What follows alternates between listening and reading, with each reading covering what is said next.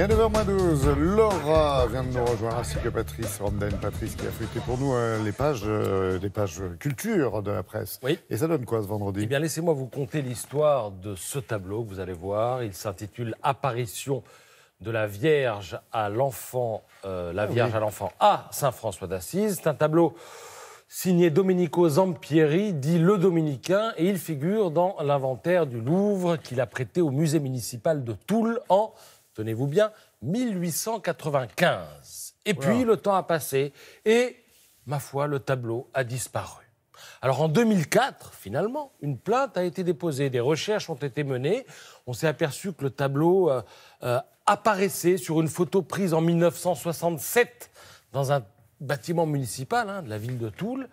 Et puis l'enquête s'est poursuivie et finalement on est arrivé chez un notable de la ville de Nancy qui a dit « bah oui, le tableau est chez moi, j'ai acheté chez un brocanteur ».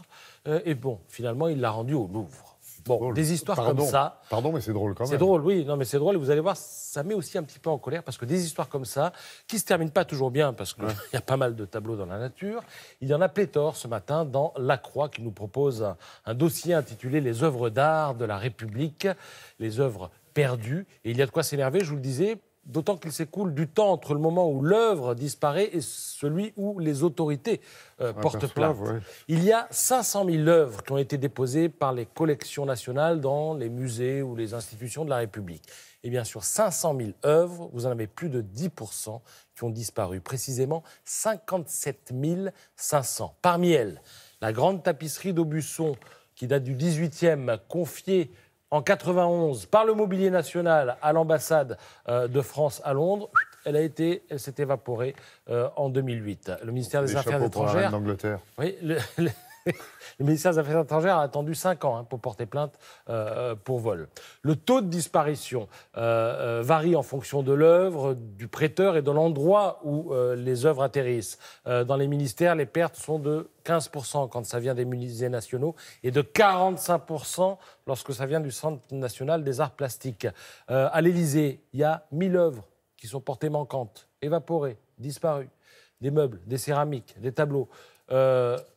Et vous avez aussi des tableaux de grande valeur, notamment 2 qui sont cités ce matin dans La Croix, qui ont disparu entre 77 et 98. Dans les universités, parce qu'il y a des œuvres d'art dans les universités aussi, le taux de perte est de 40%, 4 sur 10 disparus.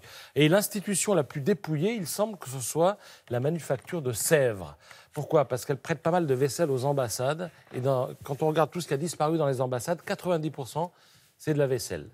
Et la quasi-totalité de ce qui avait été déposé par la manufacture de Sèvres à la Villa Médicis de Rome a également disparu. Voilà. Alors, tout ça ce matin est dans moins La drôle Croix. que l'anecdote.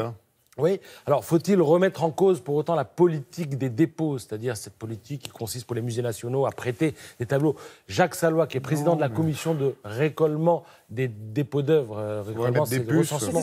On pourrait mettre des puces, des puces GPS. Dit qu'il ne faut rien changer, surtout pas. Il faut que les collections rayonnent parce que l'État n'a pas d'argent pour soutenir les musées régionaux. Monsieur Benalla n'a rien emprunté. Monsieur Benalla n'a rien emprunté. Ça va. Mais peut-être exposera-t-on un jour ces passeports, ces différents passeports, dans quelques musées nationaux ou régionaux, allez savoir. Le krach des Chevaliers, je vous en dis juste un mot pour dire que cette forteresse qui se trouve en Syrie va rouvrir ses portes aux touristes. Voilà, elle avait été occupée par des djihadistes. Il y a tout un dossier sur la question dans le Figaro ce matin. Et avant, avant les djihadistes, c'était pas très simple non plus.